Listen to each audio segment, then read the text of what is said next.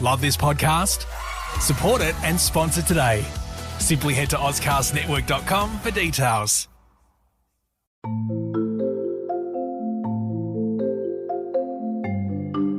Thank you for downloading and listening to This Pathological Life. If you're interested in continuing the story, we have a second series called This Medical Life. Please download it and subscribe now. Dr. Travis Brown, why do we need a podcast called This Pathological Life? Every disease has its own story to tell. So we're going to tell them.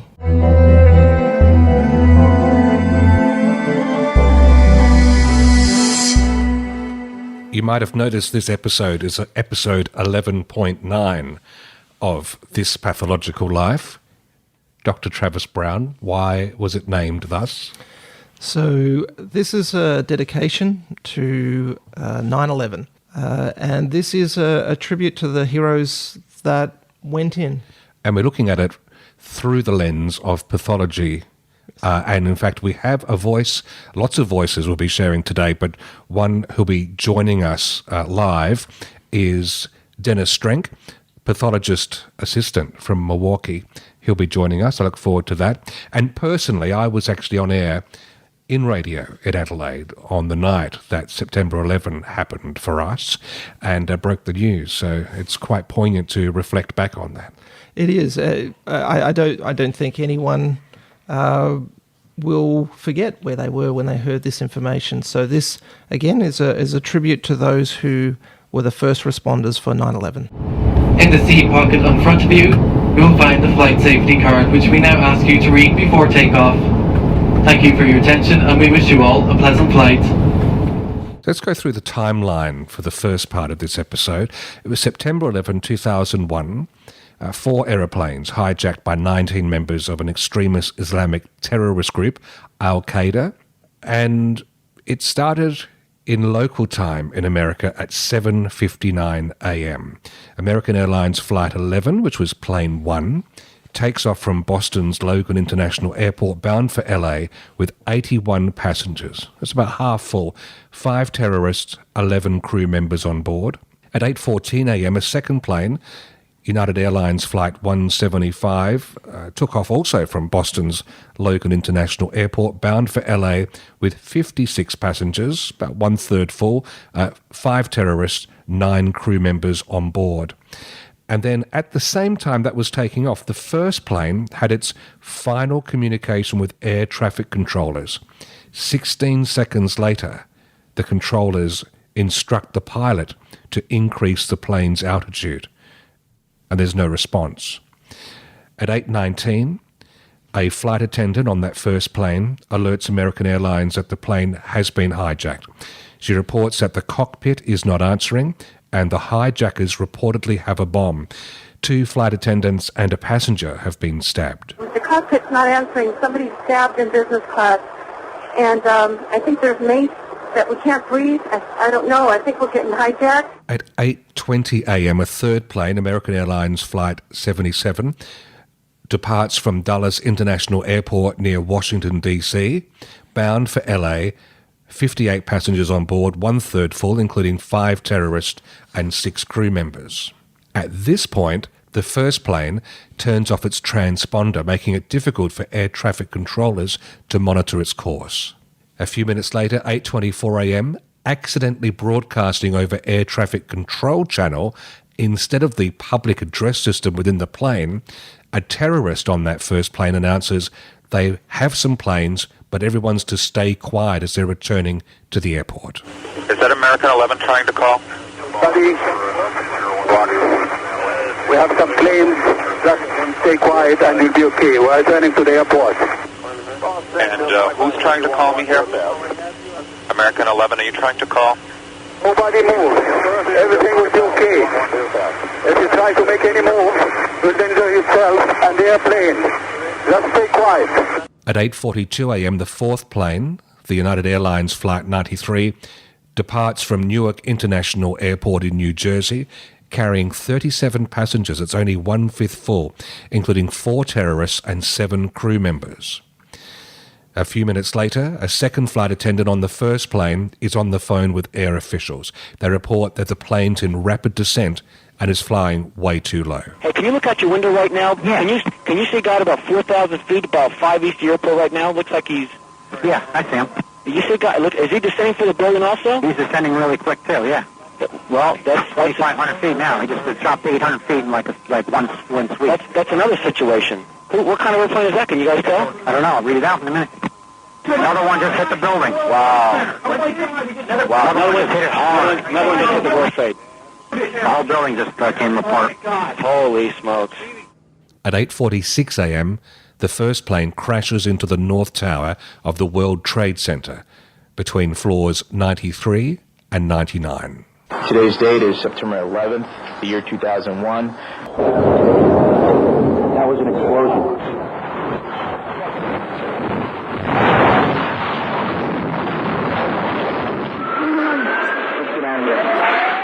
At 8:51 a.m., the second plane unexpectedly changes its altitude. Efforts to contact the plane by air traffic control are unsuccessful. A flight attendant on that plane calls officials to notify them that the plane's been hijacked and both pilots are dead. 8:54 a.m., the third plane turns from its assigned route. At the same time, the second plane sets its course for New York City. 2 minutes later, the third plane turns off its transponder. Then at 9:03 a.m., the second plane crashes into the South Tower of the World Trade Centers between floors 77 and 85.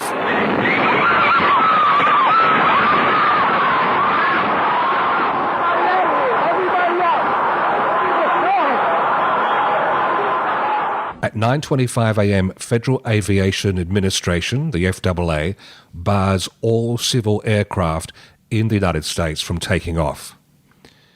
At 9:29 a.m., the fourth plane declares Mayday over radio transmission and a physical struggle is heard. Seconds later, someone yells, "Get out of here." That's American 1060.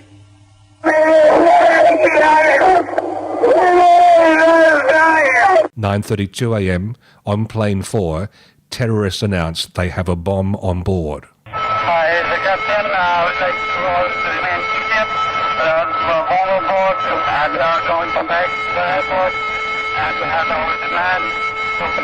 Remain quiet. Okay, it's United 93 calling. United 93, understand, have a bomb on board, go ahead. 9:37 a.m., the third plane crashes into the Pentagon. At 9:41 a.m., the fourth plane's transponder is turned off. It's 9:42 a.m. now, and the FAA orders all civil aircraft flying in U.S. airspace to land. At 9:57 a.m., passengers on board the fourth plane rush the cockpit in an attempt to retake the plane. The terrorists roll the plane from side to side and up and down, but passengers continue to batter the cockpit door. 2 minutes later at 9:59 a.m., World Trade Center, South Tower, collapses. At 10:02 a.m., passengers close to breaching the cockpit door of the fourth plane, the terrorists go into sharp descent. At 10:03 a.m., that fourth plane crashes in a field near Shanksville, Pennsylvania. At 10:28 a.m., World Trade Center, North Tower, collapses. This terrorist attack changed the course of US history. The effects of this are still felt to this day. So the South Tower took 56 minutes to collapse. The North Tower took 1 hour and 42 minutes. Almost 3,000 people died in these attacks. The planes used in both North and South Tower against them were Boeing 767-200ER, which their weight, when empty, was 80 tons. When full, was up to 142 tons at maximum capacity. So when we look at each plane, Plane 1, American Airlines Flight 11, had approximately 9,700 gallons of jet fuel, around 36 to 37,000 litres. It crashed into the North Tower at 440 miles per hour, approximately 700 kilometres per hour.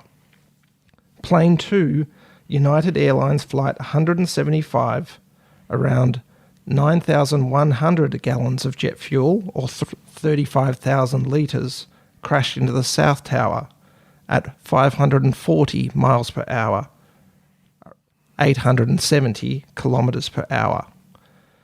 When we look at what this caused, it's an acute environmental disaster. Each tower weighed around 250,000 tonnes each. That's 500,000 tonnes for both the twin towers. There was 200,000 tonnes of steel, 425,000 cubic yards of concrete, 6 million square feet of masonry, 5 million square feet of painted surfaces. We have 7 million square feet of flooring. There was over 40,000 windows, which was around 600,000 square feet of window glass, and 200 elevators, all mixed with around 19,000 gallons of jet fuel, around 70,000 litres, and with fires burning of over 1,000 degrees centigrade or 1,800 degrees Fahrenheit. This all collapsed and disintegrated. The dust plume reached a height of around 1.5 kilometres or almost a mile into the air. 3 inches thick dust was found 6 blocks away and extended greater than 5 kilometres away. And this is the dust they call WTC dust, don't they? That's right. That's what it's known as now. And this is what is the focus of this podcast.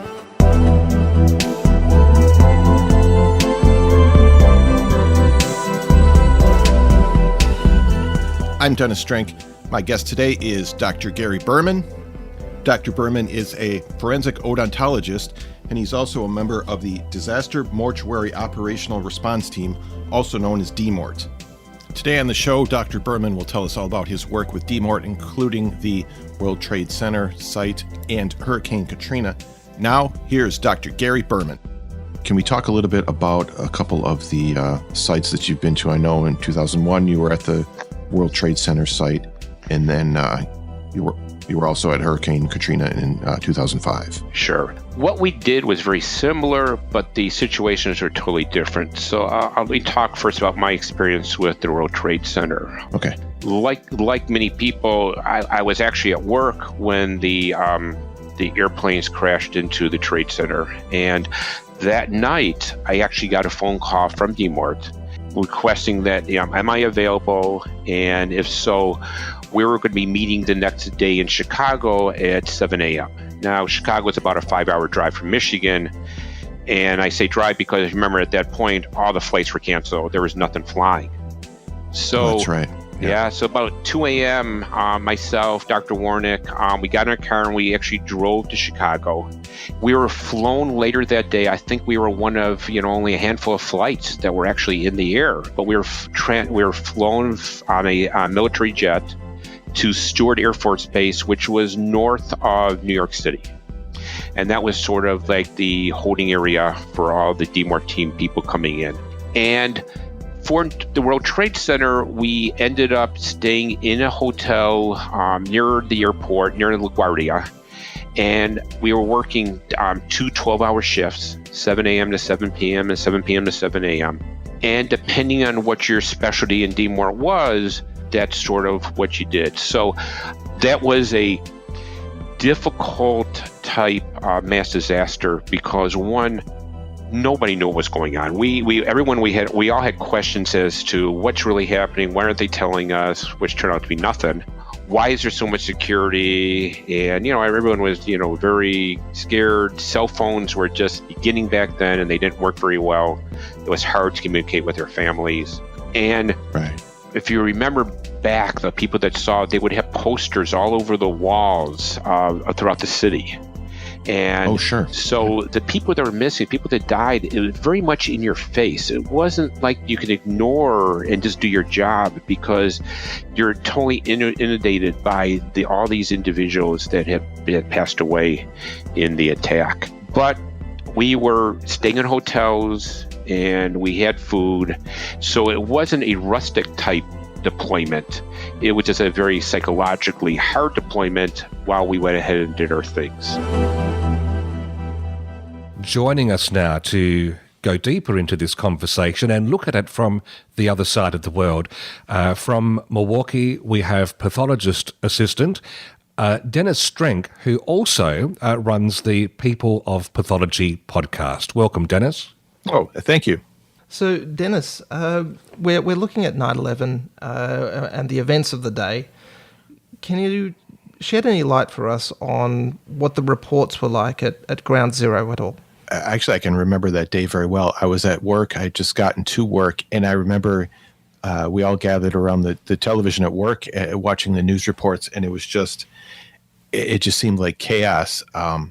Nobody really knew what was going on at first anyways, and it seemed like things were all sort of happening at once, and it was hard to process everything. And from what I understand, even there on the ground at Ground Zero, they weren't really sure what they were up against. And, you know, you have to remember this was 2001, so cell phones were still fairly new. And there on the ground, they didn't get a lot of, the reception wasn't very good. They couldn't really contact their families very well to let them know what they were doing. So I think at first, especially, it was mostly chaos. We hear the term first responders. Who were the first responders? What was it a makeup? Was it a mix of the population? What was the mix of first responders? From what I understand, you had the firefighters and the police, EMTs. It was there in New York City, so you've got the Coast Guard is there, and I think even the office of the office of chief medical examiner there in New York City was involved as well. So all of those people were first responders, there on the scene. And I think, from what I understand, as many people that could volunteer to help did, and people came there from other parts of the country as well, especially to help with the recovery effort. We know now that there's some of the dangers that they faced. Was there any known discussion about the dangers, such as breathing equipment, or was breathing equipment used or not used, or was it just, no, this has to get done, we need to clean this up right now? I think it was a little bit of both. I mean, they knew there was a cloud of dust in the air, and there was the danger of fire and just the wreckage itself, all this sort of jagged metal and things like that. And I think people had an idea that the air quality maybe wasn't the best, and I know they used, whatever sort of masks or respirators that they had, but it wasn't professional grade or anything like that. I don't think it was up to the level that maybe it should have been, but I don't know that they knew at the time what sort of danger it was. And how long did the cleanup take? From, I guess, beginning to end, even little bits, even to, I guess, there's a memorial now there, is that right?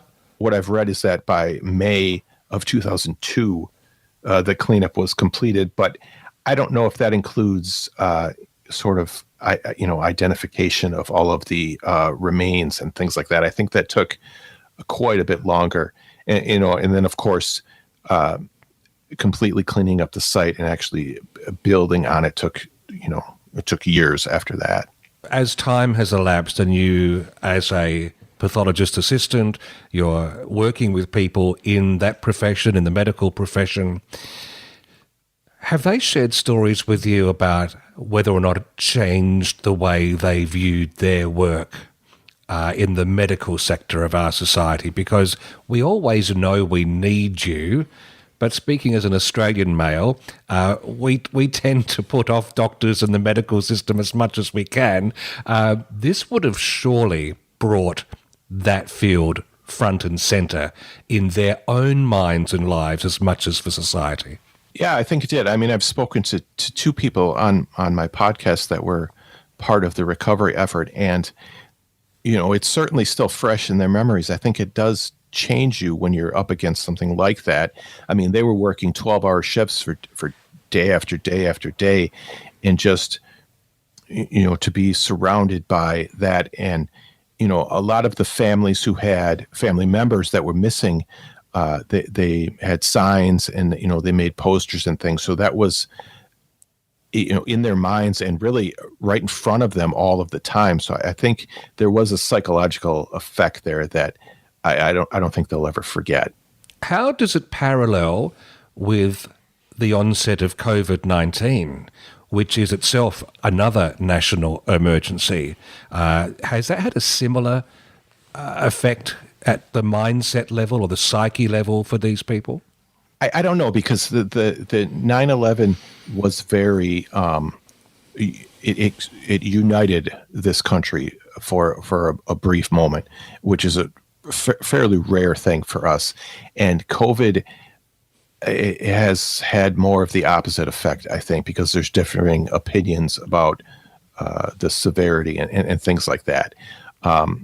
So I don't think it's similar in its that is sort of monopolized the news and things like that. But as far as uniting the entire country, it hasn't really done that. Dennis, what is the current reflection of 9/11 in the psyche of Americans that you mix with?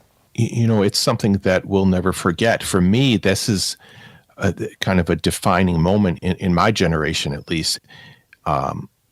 And there are memorials every year, and you have special news reports every year, and it's just it's something we never forget. And for me, I don't live anywhere near New York. I'm in Milwaukee, but I remember we're close to the Milwaukee airport, and I remember for weeks after it happened, it just the silence, because there were no planes in the air. It just was very eerie for the longest time, and that's something I'll never forget. If you've heard the silence being deafening or whatever, it was something like that. It just was so strange, and I think that's something I won't forget for maybe ever, but definitely for a long time. Do you know some of the long-term consequences of the first responders? I have heard, that there's because of all the dust particles that were in the air, and there was there's lots of reports of cancer and just like respiratory diseases in the first responders, all different kinds, from slight to very severe. What is the treatment for first responders like? I mean, are they held in esteem now? Are they revered, or has that sort of just dissipated over time? It maybe has dissipated a little bit, but at the time, they were all heroes to us. Every single person that was there, no matter what they were doing, they were all, national heroes. And I think, maybe because it's been a number of years now, that's not, it's not something we think about as much, but they're still held to that regard to a certain extent. And Dennis, one final question. In the wake of 9/11, I'm sure there would have been new systems and procedures put into place in the medical fraternity, hospitals, emergency first responders, etc. I imagine that what we're doing at the moment in dealing with COVID-19, similar changes are taking place. Can you just, from your perspective, are there things you've noted that have been evolutionary steps that we've taken as far as the management of either the work we're doing as pathologists or the work in the hospital medical system? I think the biggest change that came out of 9/11 was definitely different security procedures. And I don't know that really affects pathology so much, but just getting into and out of the hospital every day was a little bit more difficult, because there was some screening, and now especially you've got screening. Some hospitals will take your temperature every day when you go there. So I think things like that are definitely similar. Dennis, thanks for taking us through some of those reflections. And if people want to listen to your podcast, how might they find it? Well, the podcast is called People of Pathology Podcast. It's available on iTunes, Spotify, Google Podcasts, pretty much every major platform. And I believe there's a Dr. Travis Brown who might or might not have appeared on your podcast. Is that true? That is absolutely true, yes. All right. Look, thank you very much for your time, Dennis. We really appreciate your insight. Thank you. I'm happy to be here. So, Travis, if we return back to ground zero now, where this all took place, more or less what happened is those buildings were aerosoled. What does that mean, and what happens when you aerosol a building? So, well, honestly, we don't know. This is the experience that effectively caused a toxic plume of dust.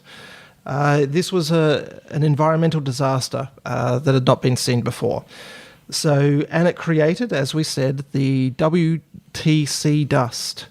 And the majority of that is composed of coarse particles. Now, what we mean by that is that the majority were between 2.5 and 100 micrometers in size. So less than 1% was fine dust.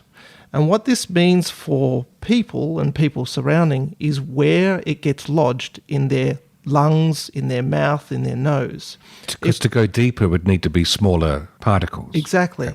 So when we get it down to very small, it can go all the way into the lungs. If it's not small, if it's these coarse particles, it will get trapped in the nose, the throat, mouth, the trachea, and the bronchus, and the bronchi. When we look at that, we also note that other exposed areas will get affected.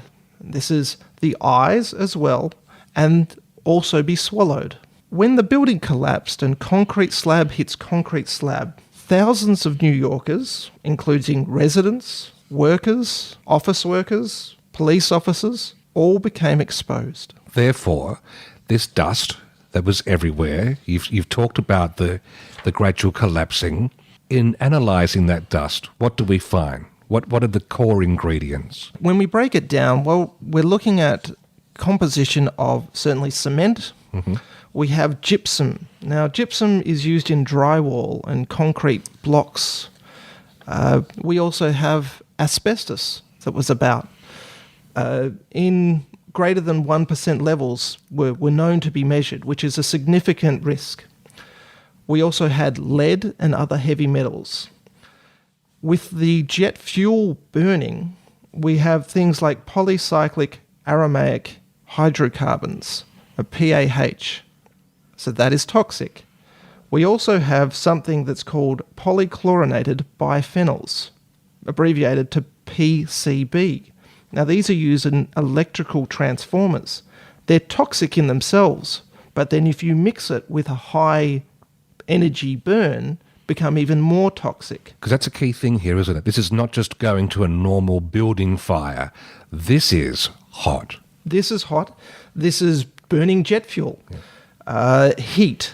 We also have dioxins, which is a byproduct of the manufacturing process and is a serious pollutant and is a highly toxic compound. Was recorded in the highest level around ground zero.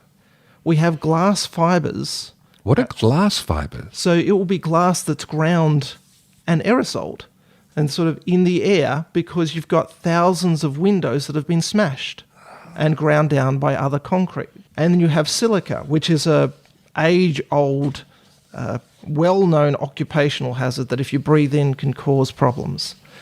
So let's look at these various elements one by one and break them down even further. Because you just mentioned gypsum before, all that drywall, you don't even think about it when you're walking around an office. What do we get there? So gypsum is calcium sulfate, and this is a mineral dust, and it's used in a variety of industries, including agriculture, and it can change the composition of soil and used to break down clay soils. But it's also used in construction with drywalls and ceilings and plasterboards. It's used in concrete blocks. There's a case report of a person who inhaled, it was a silo worker and was buried under an accidental avalanche and breathed in this concentrated gypsum powder. And it caused them inflammation of their airways, and they needed treatment, it was called acute tracheobronchitis. They needed treatment for that. Now, that's a specialised case, but that's what gypsum can do. Silica is another one, isn't it? It is. And that, as I said, that's a well-known occupational hazard, but it's highly fibrogenic. So what that means is it causes a disease called chronic silicosis, and this is a hardening of the lungs. And it's dose-related, so the more silica you get, the more likely or the faster it will present. But in majority of individuals who are exposed, it will occur over 10 to 20 to 30 years for it to present, and normally will present quite late. But you can get, if you get a really high dose, you can get an accelerated or a rapid phase. And these patients also have an increased risk of lung cancer, an increased risk of infections such as TB or atypical mycobacteria or fungi. Another item was asbestos, and it's still close to my heart because we did an episode on asbestos a few episodes ago. And this was also in the dust that was about. Again, as we discussed before in the previous episode, this causes asbestosis. It can increase the risk of lung cancer as well as the rare condition of mesothelioma. That is a deadly cocktail. It is. And when we combine all of this, let's read it out again just to get the importance. We're looking at cement, gypsum, asbestos, lead and other heavy metals, polycyclic aromatic hydrocarbons, polychlorinated biphenyls, dioxin, silica, and glass in fires with toxic chemicals. But there is something that makes it even a little bit worse, and that is that the alkalinity of the dust is very high. When they tested it, they tested indoor and outdoor was known to be around a pH of about 9. Now, the body regulates pH very closely. So generally in the body, it's a pH of 7.35 to 7.45. The body has two mechanisms to keep it at that, and they work very well. You go outside that range, you can become very sick, or you are very sick, and we need to balance that. It was at 9. When we look at the WTC dust indoor, it had an alkalinity, a pH of 11 to 12. Oh my God. And that is in the range of cement powder and liquid bleach.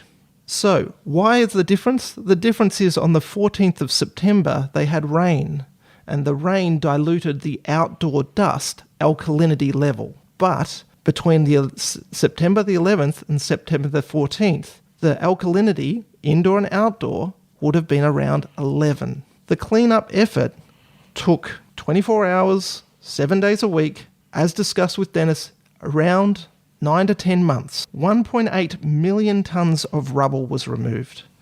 And the exposure to this dust, even as it settled, would still be mixed when you pick up and move it. There was digging, drilling, and loading. The health effects were significant and lifelong, and we haven't even mentioned the emotional toil that all of this would have had. And that wasn't the only thing either, because they're exposed to the bodies of the victims, these first responders, and they all had to be recovered and ID'd. So that's a lot of time, long time exposure for those people carrying out those roles.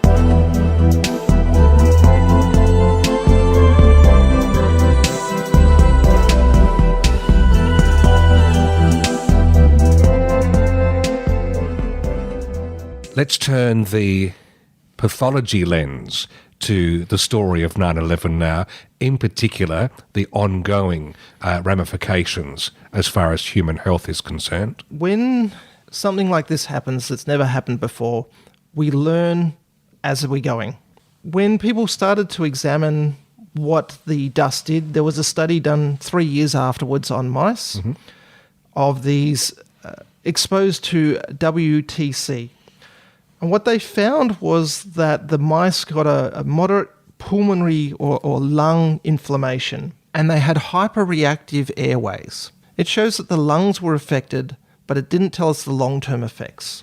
The United States established a World Trade Center Health Program, abbreviated to WTCHP. There are two groups that they look after, and this was responders and survivors. And responders were the emergency crews and recovery effort, cleanup workers and volunteers who looked after cleaning up the site. They also included the Pentagon and Shanksville, Pennsylvania regions. To date, they have about 79,000 people. The survivors who were present on the day, who either worked, lived or schooled in the New York City disaster area, amount to 26,000 people. But these are not just the people affected, their families were affected. The people who died on the day were affected. So there is an emotional toll on all of this. And what did the studies find as they looked at these? First thing, we noticed that these people who were first responders had increased cardiovascular risk. So they were having cardiovascular events higher than the normal population. And it was interesting because those who even arrived before noon had a higher risk than those who arrived in the afternoon. So the dust that they inhaled had a cardiovascular risk associated with it. We also know that the top 10 conditions have been studied, and the most significant injury was something called chronic rhinosinusitis, which is a complex way of saying that they got inflammation of the sinuses and the nose airways. And again, that makes sense. This is coarse dust that they're breathing in and swallowing, which leads us to the second one. Gastroesophageal reflux is number 2. Third one was asthma, and they got increased cancers. So the dust that they inhaled had high alkaline, was coarse and caustic, and it caused these problems mainly in the airways as they breathed it in. Because as soon as you breathe in something that's highly alkaline, it will react and cause injury, burns. Not only that, one that we haven't mentioned is the post-traumatic stress disorder that this had. It was certainly increased, and depending on the population, between 4 to 30% of respondents had increased risk of PTSD. And associated with this is an increase in mortality associated with that. One of them, number 4, is they have increased risk of cancer. Oddly enough, and I'm not sure I've got my mind fully around this, the most common one was non-melanotic skin cancer. So basal cell carcinoma and squamous cell carcinoma. How might that be the case? Is that direct skin irritation under clothing? I'm not sure. I genuinely don't know the mechanism behind it. I don't know if anyone does, but they had an increased risk. That's the top cancer. But then we also have prostate and breast cancer as the top cancers that they're associated with. There's over 60 cancers that they have listed as can be associated. And then we get the mix of people having multiple conditions related to this. First responders had increased risk, therefore, of upper respiratory problems, asthma, gastroesophageal reflux, and all of that can be associated to inhalation and swallowing the dust. They have increased risk of cancers, including skin cancers, prostate, breast, and melanoma as well. So from a pathology point of view, what are we looking at? We're looking at the people who have inhaled a toxic dust. Their pathology is in their upper airways, but also a systemic illness that has occurred, and it increases their risk of cancer. So this is effectively an acute occupational event that has exposed them to toxic dust, and then they've had ongoing chronic health issues. Can I put you on the spot with a question? Sure. What tests would the the GPs and other doctors have been ordering for these first responders in the wake of this event. And if we think about it today, what do you think might have been missed that hindsight would teach us would have been a useful test to have ordered through a place like a Clinpath? It would have been there would have been no blood test directly because, again, occupational tends to affect the area directly affected. So, as I say, if toxic liquid gets on your skin, that directly to the skin. This was inhaled. These people probably would have had like breathing difficulties, dyspnea, maybe had stridor, so that's a sound that they make. They may have had persistent coughing, irritation, difficulty breathing. These are all symptoms they would have had. It would have been upper respiratory. So it would have been an examination. It would have been trying to exclude anything. It may have been respiratory tests. They would have had consideration for a bronchoscope. So looking at the airways with a camera. And you would have found probably dust and irritation. If they had done a biopsy, you would have seen that the irritation of the airways. Now, because it is in the airways, normally what we're doing, if we're coughing things up, we've got mucus and cilia, so little villi that push up the mucus and push up foreign objects out, and we cough them up. When that starts to get irritated, they get injured, and you can't either get rid of it or cough it out. If you get chronic irritation, let's use the example of smoking, what happens is that cilia gets damaged so much, it transitions into squamous cells, which is like on the skin. That increases your risk of lung cancer. Chronic irritation causes inflammation. If you change the airways, then you have increased risk of cancer. So this dust could certainly cause a chronic irritation, and those nice little cilia that push everything out that shouldn't be there may have been damaged and been able not to get rid of the dust. So when we look at this as a whole, what do we have? There was a cost, there was a price for these people going in. The first responders paid a price with their health to help their fellow countrymen. They had risk of lifelong illnesses, and some even lost their lives.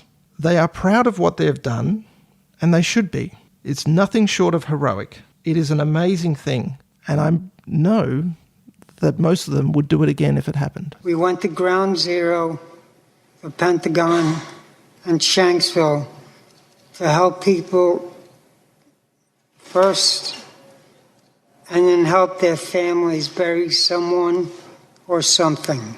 You made me come down here the day before my 69th round of chemo. And I'm going to make sure that you never forget to take care of the 9/11 responders. Well, I have no regrets. No regrets whatsoever. 9/11 happened. We got called down. It's my job as an NYPD detective to respond to emergencies. So no hesitation. Went down. Spent about 3 months down there doing the bucket brigade, doing a rooftop detail, trying to find remains. I did what every other FDNY, NYPD, EMS worker, everybody. I'm nobody special. I did what all the other guys did, and now we're paying the price for it. This Pathological Life is produced by Clinpath Pathology in South Australia. Episode notes, references and learning objectives, when applicable, can be found at thispathological.life.com.au. And you can contact the hosts on Twitter via @DrTravisBrown or @SteveDavis.